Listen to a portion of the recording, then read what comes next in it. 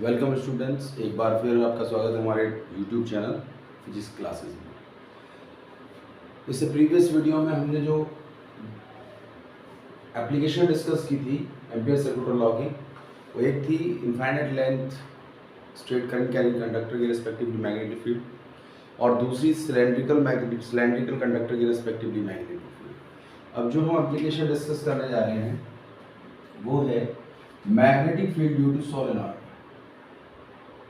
Magnetic field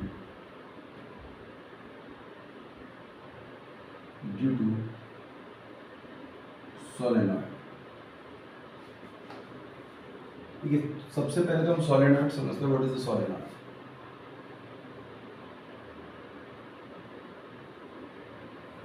ये solenoid क्या है? एक तरीके का एक इंसुलेटिंग वायर है जो क्लोजली बाउंड है और हेलिक्स शेप है उसकी। तो किसी भी इंसुलेटिंग वायर को जो क्लोजली बाउंडेड है और उसकी जो शेप है वो हेलिक्स है, यानी कि an insulated closely wounded wire in helix shape is known as solenoid।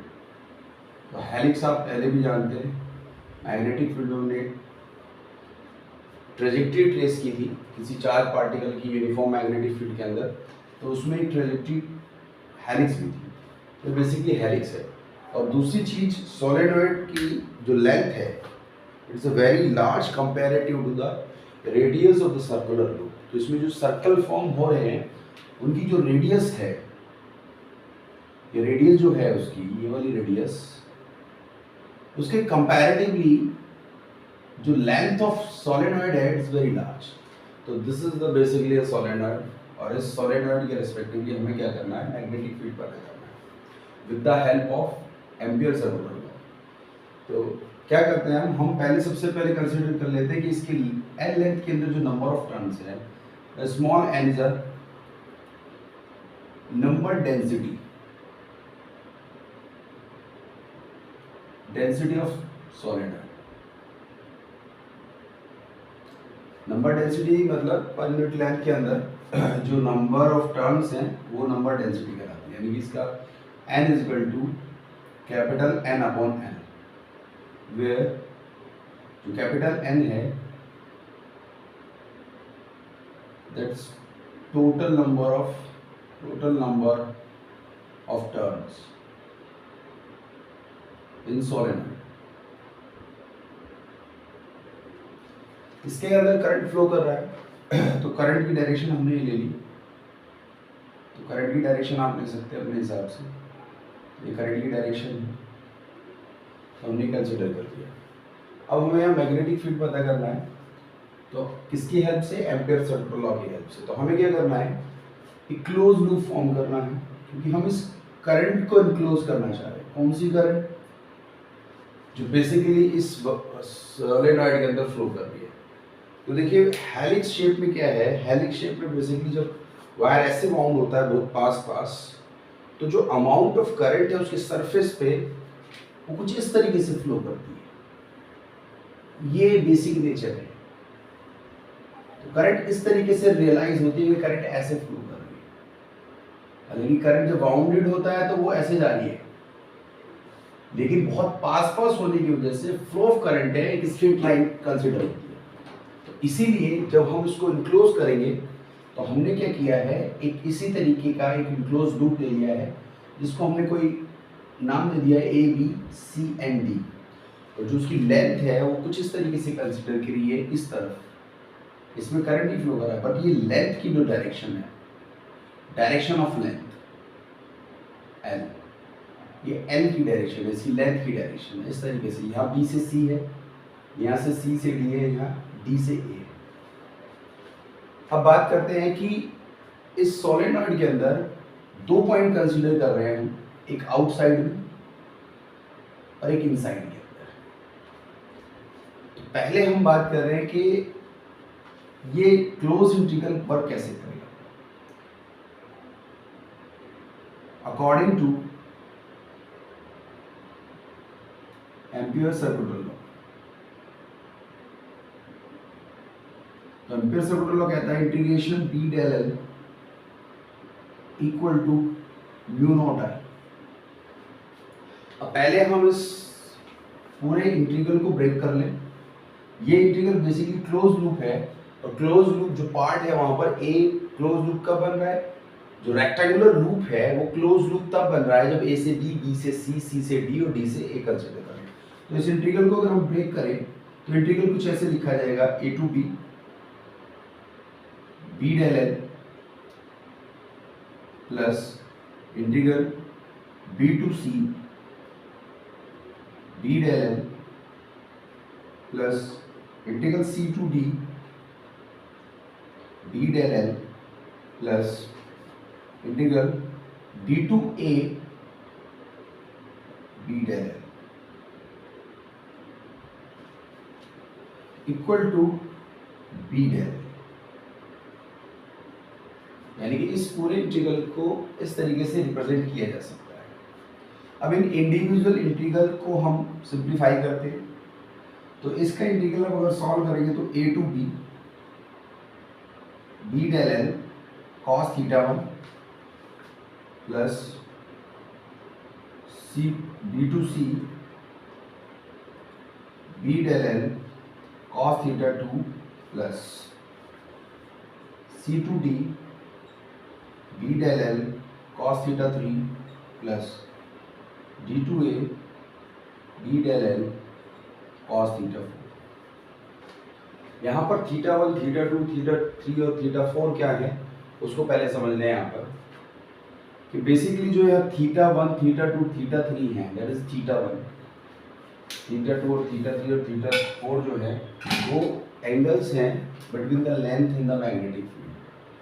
यहाँ पर अगर मैग्नेटिक फील्ड की डायरेक्शन आप पता करें तो ये बेसिकली जो हमारा सोलेनॉइड है एक बार मैग्नेट की तरह डील होता है। बार मैग्नेट ही कैसे कि अगर हम इसके मैग्नेटिक फील्ड की रिप्रेजेंट करना चाहें तो अगर हम इसको राइट हैंड थंब रूल का यूज करते हुए इसके करंट के रिस्पेक्टिव इसके मैग्नेटिक फील्ड पे चेक करें तो थंब ऐसे होगा हमारा इस करंट की डायरेक्शन में और फिंगर्स हमारी ऐसे एंटर कर रही है और इस तरफ ये हमारी जो करंट है इस तरीके से आउटवर्ड जा रही है, मतलब जो मैग्नेटिक फील्ड है फिंगर आउटवर्ड जा रही है।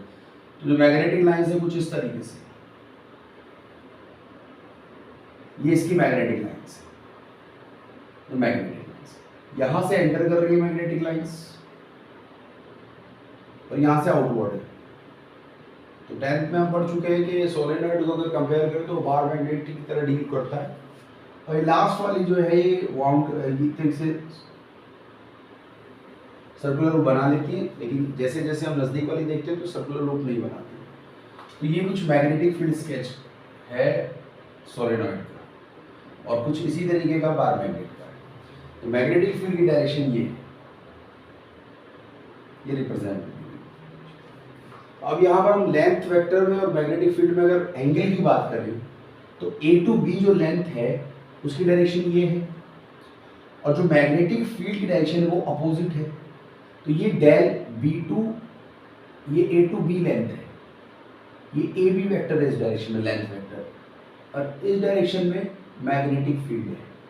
तो जो थीटा वन है वो 180 है। इसी तरीके से दूसरे में आ जाते हैं B2C। B2C डायरेक्शन जो है ये लेंथ वेक्टर डायरेक्शन है, मैग्नेटिक फील्ड ये है। मैग्नेटिक फील्ड डायरेक्शन तो फिक्स है लेकिन लेंथ वेक्टर डायरेक्शन बार बार बदल रही है। तो यहाँ पर थीटा अगर आप देखें तो थीटा 90, तो थीटा वन 180, थीटा टू 90। इसी तरीके से इसी डायरेक्शन में लेंथ वेक्टर, इसी डायरेक्शन में मैग्नेटिक फील्ड, मैग्नेटिक फील्ड ये हो गया और लेंथ वेक्टर जो है C2D, यानी कि सी डी जो लेंथ वेक्टर है तो इनके बीच में थीटा थ्री जो है दैट इज 0। इसी तरीके से थीटा फोर अगर देखिए मैग्नेटिक फील्ड ये है, लेंथ वेक्टर ये है, मैग्नेटिक फील्ड आपका ये हो गया, लेंथ वेक्टर ये हो गया D2A, that is theta four is equal to 90। तो ये हमारे चारों एंगल निकल आए। जब हम ये चारों एंगल पुट करेंगे तो थीटा वन 180, तो कॉस 180, अगर हम कॉस 180 की वैल्यू देखेंगे तो दैट इज कॉल्ड कॉस 180 की वैल्यू क्या होगी -1। तो कॉस 180 जो है वो -1 देगा। यहाँ पर minus A2B B del plus ये वाली वैल्यू थीटा 290 है तो ये वैल्यू 0 आ जाएगी, प्लस थर्ड थीटा 3 की वैल्यू 0 है तो 0 के केस में इंटीग्रेशन C2D आएगा, B del L। नेक्स्ट यहाँ पर थीटा 4 की बात करें तो थीटा 4 90 प्लस जी। ध्यान से देखिए दो इंटीग्रल आ रहे हैं और उनको हम आइडेंटिकल नहीं करेंगे, क्यों नहीं कहेंगे, क्यों नहीं कहेंगे, क्योंकि इस इंटीग्रल के रिस्पेक्टिवली अगर हम देखेंगे पहले वाले इंटीग्रल में तो हमारा जो बायो-सावर्ट लॉ के अकॉर्डिंग है that is called B del L mu naught I। तो इनक्लोज करंट के रिस्पेक्टिवली मैग्नेटिक फील्ड होगा। तो क्योंकि पहले वाले लूप के अकॉर्डिंग यहाँ पर हम आउटसाइड में हमें कोई करंट इनक्लोज नहीं होगी क्योंकि आउटसाइड करंट फ्लो नहीं करेगी। तो अगर आप देखेंगे तो आउटसाइड वाला जो इंटीग्रल है जो वैल्यू है I 0 होने की वजह से ये जो A to B वाला कंपोनेंट है वो 0 हो जाएगा, यानी ये वाला कंपोनेंट 0 वैल्यू लेगा।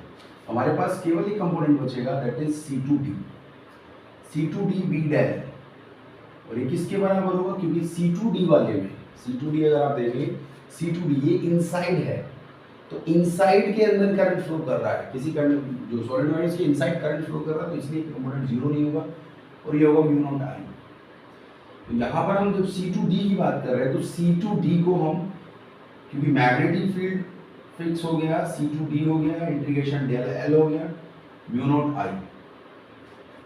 यहाँ पर अगर आप इसको देखें तो B डेल L का इंटीग्रेशन अगर आप करेंगे तो दैट इज कॉल्ड L, पूरी लेंथ आएगी म्यू नॉट I। अब क्योंकि ये एक लूप के रिस्पेक्टिवली है, यहाँ पर जब बहुत सारे लूप होंगे, बहुत सारे n लूप्स है, ये एक लूप के रिस्पेक्टिव अमाउंट ऑफ करंट है, क्योंकि जब यहाँ पर n लूप्स है तो अमाउंट ऑफ करंट बढ़ेगा और ये जो n है यहाँ पर जो I है यहाँ पर नंबर ऑफ टर्न्स बढ़ जाएंगे, तो B की जो वैल्यू है that is called mu not NI upon L। एक लूप में current amount of current I, ऐसे n लूप्स है तो उसमें करंट अमाउंट ऑफ करंट क्या हो जाएगी NI। तो इसीलिए ये एक लूप के रिस्पेक्टिवली हम डिस्कस कर रहे थे, यहाँ पर फिर n लूप में NI हो जाएगा। तो यहाँ पर ये फॉर्मूला आपका आ गया B is equal to mu not NI upon L। जो n अपॉन L है उसको हम पहले ही डिस्कस कर चुके हैं। n upon L is equal to small है, this is the number chart, number density, number density है तो B is equal to mu naught small NI। This is the magnetic field due to the solenoid. इसमें अगर आप इस magnetic field, solenoid के magnetic field की direction को sketch करेंगे या मैग्नेटिक फील्ड को स्केच करेंगे तो इसका कुछ मैग्नेटिक फील्ड दूसरे तरीके से रिप्रेजेंट करेंगे। अभी हम पहले फिलहाल इसको डिस्कस कर लें। अब देखिए यहाँ पर अगर हम इसके मीडियम को बदल दें, इसके बीच में हम कोई अदर मीडियम प्लेस कर दें जिसकी परमेबिलिटी म्यू है, तो म्यू की value mu not mu R होगी, रिलेटिव प्रोबेबिलिटी होगी, यानी कि जो उस मीडियम की प्रोबेबिलिटी वैक्यूम की प्रोबेबिलिटी इनटू रिलेटिव प्रोबेबिलिटी का मल्टीपल होगी। तो B इज इक्वल टू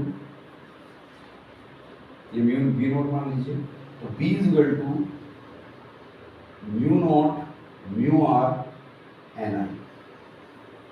इससे पता चलता है कि अगर आप मीडियम को वेरिएट करें यानी कि मीडियम को चेंज करें तो उसके मैग्नेटिक फील्ड पर इफेक्ट पड़ता है और वो म्यू आर रिप्रेजेंट करता है। तो ये वो मैग्नेटिक फील्ड है सॉलिनॉइड का जहाँ पर उसके अंदर जो मीडियम है वो वैक्यूम, और जब उसके अंदर हमने किसी अदर मीडियम को रिप्लेस कर दिया जिसकी रिलेटिव प्रोबेबिलिटी जो है म्यू आर है, तो उसके बीच का जो मैग्नेटिक फील्ड, उसके इनसाइड जो मैग्नेटिक फील्ड है उसकी स्ट्रेंथ बढ़ जाएगी और उसकी वैल्यू जो B is equal to mu not mu R NI होगी।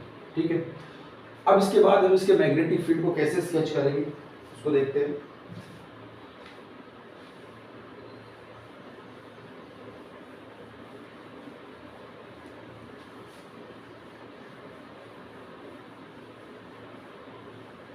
मैग्नेटिक फील्ड की डायरेक्शन को देखते हैं। तो जो मैग्नेटिक फील्ड है बेसिकली तो अभी हमने स्केच किया था कि वो बाहर मैग्नेट कितना डील करेगा, लेकिन अगर हम इस सोलेनॉइड को कुछ ऐसा इस तरीके से कंसीडर करें कि जो करंट है वो करंट लूप में तो फ्लो कर रहा है लेकिन वो रिप्रेजेंट ऐसे हो रहा है जैसे स्ट्रेट फ्लो कर रहा है, क्योंकि सरफेस पे करंट स्ट्रेट फ्लो एक्सपीरियंस होगा उसके। तो अगर आप राइट हैंड थंब रूल का एप्लीकेशन देखें, तो अगर हम करंट की डायरेक्शन ये फ्लो करेंगे तो ये हमारी फिंगर ऐसे होंगी।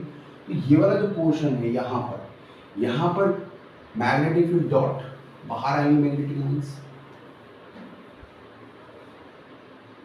तो ये इस तरीके से रिप्रेजेंट, अगर ये एज अ कंडक्टर सॉलिनॉइड जो है इस तरीके से डील हो रहा है कि उसमें करंट जो है सरफेस पर स्ट्रेट फ्लो कर रही है, तो उसका जो मैग्नेटिक फील्ड है वो इस तरीके का,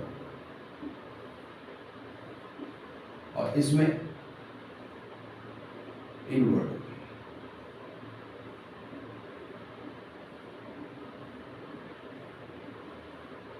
तो इस तरीके का मैग्नेटिक फील्ड होगा, यानी कि मैग्नेटिक लाइंस ऐसे आउटवर्ड आएंगी यहाँ से और इसमें एंटर करेंगे इस तरीके से।